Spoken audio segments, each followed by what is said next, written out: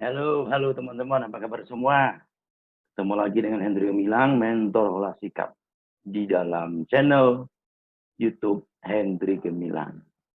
Bicara olah sikap, kita bicara 3 hal, yaitu memperbaiki sikap yang tidak baik menjadi baik, membuat sikap yang sudah baik menjadi lebih baik lagi. Dan tentunya harus memiliki sebuah mahakarya gemilang. Oke? Namanya juga olah sikap, dia seperti olahraga. Harus rutin dan terus-menerus. Makanya jangan bosan-bosan menonton video YouTube saya. Berikut ini saya akan tampilkan dialog interaktif saya dengan seorang menti di Bekasi, ya. Di Bogor. Jadi namanya Didin, bapak dari 2 orang anak yang masih kecil-kecil. Sekiranya beliau ini konsisten berolah sikap terus-menerus, apa yang terjadi? Mungkin secara mahakarya dianya ini belum kelihatan, belum nampak. Tapi setelah beberapa tahun belakangan, apa yang dia dapatkan sekarang? Dia memperbaiki sikapnya terhadap Tuhannya. Ya, dia memperbaiki sikap terhadap kesehatannya, terhadap keluarganya, dan terhadap hubungan sosialnya di mana-mana. Dengan demikian, begitu dia sudah menemukan sebuah titik totalitas di mana dia akan membangun sebuah mahakarya gemilang, itu dia akan tumbuh dengan dasar yang benar dan kokoh. Ya.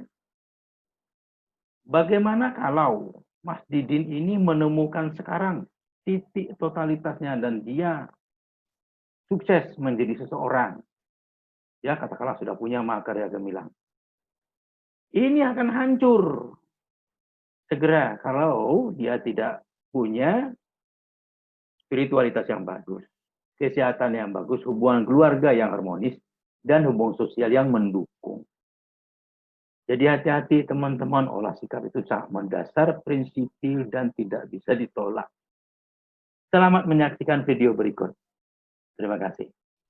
Kita membenahi diri itu karena satu alasan. Apa itu kira-kira? Yang ibu itu. Ulang lagi. Suaranya kurang bagus. Kita membenahi diri karena satu alasan. Apa itu? Ibu. Ya. Karena ingin menjadi seorang. Ibu bukan itu. Karya, betul. Itu sudah benar. Karena kita ingin menjadi seorang anak yang sebaik-baiknya anak bagi seorang ibu. Itu sudah benar. Gitu. Nah, kalau sudah bagi ibu, nah nanti kan ibu tidak ingin tuh, tidak mau melihat kita tidak baik sama keluarga, kan begitu? Iya. Nah, gitu ya. Tapi kalau kita baik sama keluarga, belum tentu kita jadi baik sama ibu, kan? Iya. Ada juga yang itu. Banyak. Harus seimbang. Dia mengalir, dia kalau sudah dapat yang di atas, dia di bawah itu mengikut saja. Ya, gitu. Ya, jadi kelihatannya sederhana, tapi kalau tidak dibenerin hidup kita jadi merana. Iya, benar. Sedap. Iya, benar. Sedap. Karena ini semuanya berangkat dari masalah-masalah empiris yang ada bersama kita setiap hari. Masalah keseharian gitu. Iya. Saya jadi teringat beberapa kalimat atau cerita-cerita yang Mas Didin tulis di Telegram, ya, bagaimana seorang bapaknya Didin, ya, menjadi sangat dilecehkan orang lain, ya, menjadi sangat direndahkan oleh orang lain, kan begitu ya? Rasanya sangat terganggu, sangat betapa Didin sangat terganggu dan ingin membalas semua, kan begitu ya? Ya, misalkan seperti itulah. Biasanya kan kalau orang tua ini, ya kita sebagai anak minimal ingin melindungi apa. Ya, melindungi begitu. Nah, makanya saya bilang itu namanya efek motivasi. Efek motivasi artinya di sini kita kepancing tuh amigdalanya tuh. Ya, kepancing amigdala. Amigdala ini kan emosi nih. Nah, kepancing amigdalanya itu karena melihat orang tua kita tidak diperlakukan dengan benar oleh orang lain, kan begitu ya? Itu kepancing emosinya dan kemudian menjadi sangat reaktif gitu loh. Spontan. Nah, itu belum menggunakan otak yang cerdas namanya. Itu baru efek daripada atau reaksi daripada amigdala. Yang benar adalah ya, bagaimana kita menyeimbangkan fungsi amigdala tadi, ya, menyeimbangkan fungsi amigdala tadi dengan mengisi hipokampus kita dengan ilmu-ilmu yang bermanfaat supaya memorinya berisi, supaya nyimpen, kan begitu ya. Nah, setelah itu memori makin berisi, emosi tadi bisa dikendalikan. Nah, setelah emosi dikendalikan, baru otak depan bisa mencerna baik dan benar. Ya, salah apa tidaknya begitu. Nah, dari situ kita akan mengambil langkah-langkah yang mungkin sederhana bentuknya, tapi lebih pasti ke depan. Artinya kita tidak menyalahkan keadaan, kita tidak menyalahkan bapak atau menyalahkan orang, tapi kita betul-betul ingin berbuat sesuatu karena memang kita ingin membahagiakan bapak dan ibu, bukan karena melihat bapak disakiti. Itu beda loh, Mas. Beda. Contoh lain. Ada tulisan dari menti saya dari Makassar, namanya Mas Sumaji. Ya. Dia menulisnya begini. Sekali layar terkembang, pantang surut ke belakang. Kata-kata itu membuat dia semakin bersemangat kan ya? Itu reaksi amigdala karena membaca kalimat-kalimat itu, ya kan? Kalau kita seharusnya tanpa membaca kalimat itu kita sudah memiliki semangat itu. Nah, kapan semangat itu? Artinya ada atau tidak ada kalimat itu nggak ngaruh. Kita tetap berenergi gitu loh. Ya, kita tetap bertekad tidak akan surut ke belakang karena kita punya energi super. Udah. Satu lagi contoh, ya kan?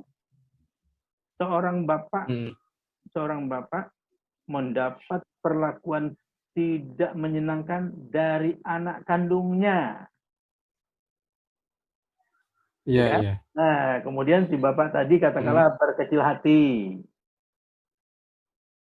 Nah, berkecil hati ini kan reaksi daripada amigdala, emosi.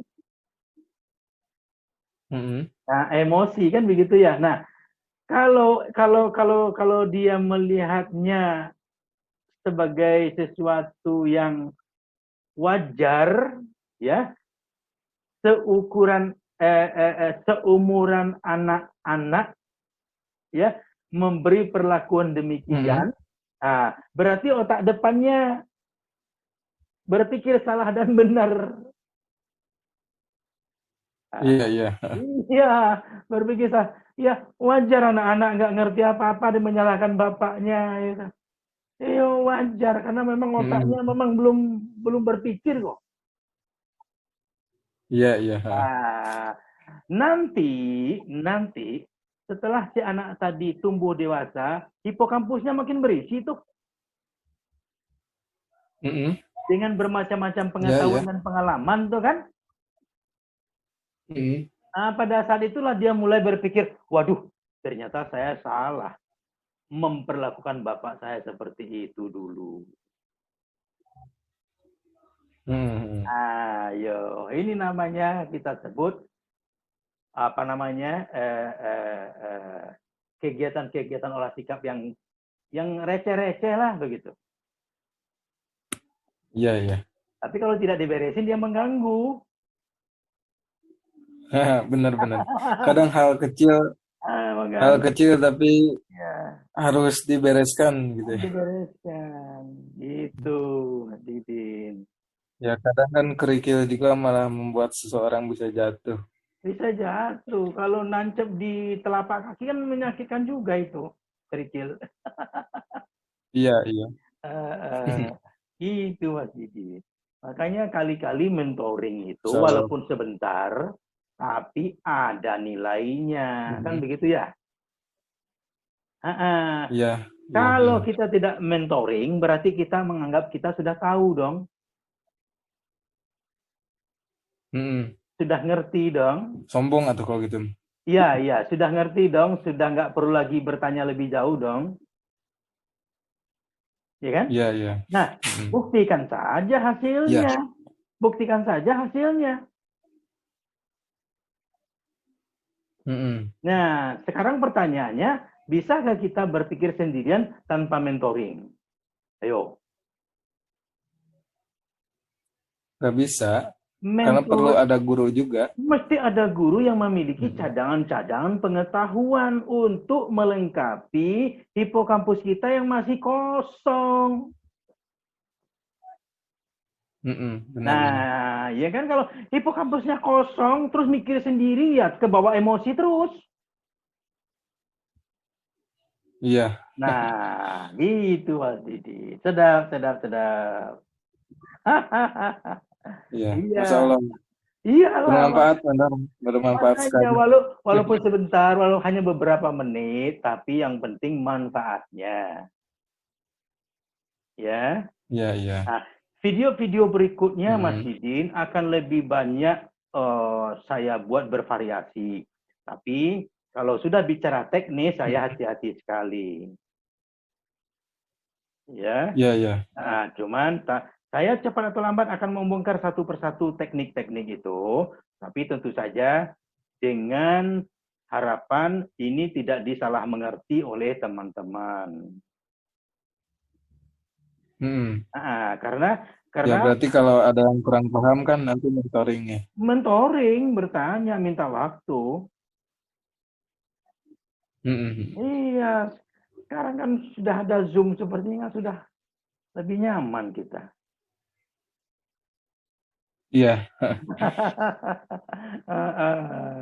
Ya, jadi begitu Mas Didin. Akan banyak lagi video-video berikutnya dari saya. Mudah-mudahan nanti bisa terus membuat teman-teman ada rasa keinginan untuk menyimaknya. Ya, Insya Allah. Insya Allah sih saya suka simak. Iya, makanya. Meskipun dikit-dikit. Iya. Ya begitulah kira-kira ya Mas Didin. Jadi jangan sampai bosan-bosannya karena olah sikap itu betul-betul membenahin sikap. Kalau sikapnya sudah benar, maka sukses sejati datang secara alami. Kan begitu? Iya. Iya. Dengan olah sikap Mas Didin, kita akan dibawa untuk berpikir cerdas. Cerdas dalam artian Otak itu dipekerjakan dengan fungsi-fungsi yang ilmiah. Nah, untuk mencerna tanda-tanda kebesaran Allah, tanda-tanda kebesaran Tuhan. Iya. Nah, ya kan? Kan dengan begitu nanti kalau kita sudah bisa menangkap tanda-tanda kebesaran Tuhan dengan otak yang cerdas, jadinya kita semakin rendah hati. Jadi semakin menghargai hari demi hari. Iya.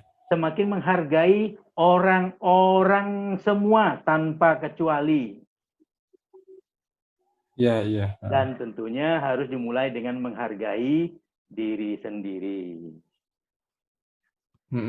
Kalau diri sendiri tidak dihargai, itu siapa lagi yang menghargai kita?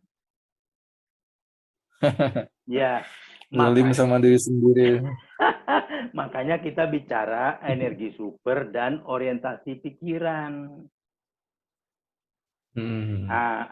Iya, senang. Makanya ketidaktahuan kita terhadap istilah-istilah yang saya ciptakan sehubungan terkait olah sikap nanti akan satu persatu akan dipahami oleh teman-teman. Yang penting jangan putus-putus mentoring. Ya, benar mentor. Terima kasih selama ini sudah mentoring terus. Salah, siap. Terima kasih juga nih. Iya. Sudah memberikan banyak ilmunya nih, mentor. Iya. Terima kasih, mudah-mudahan bermanfaat ya. Oke. Amin.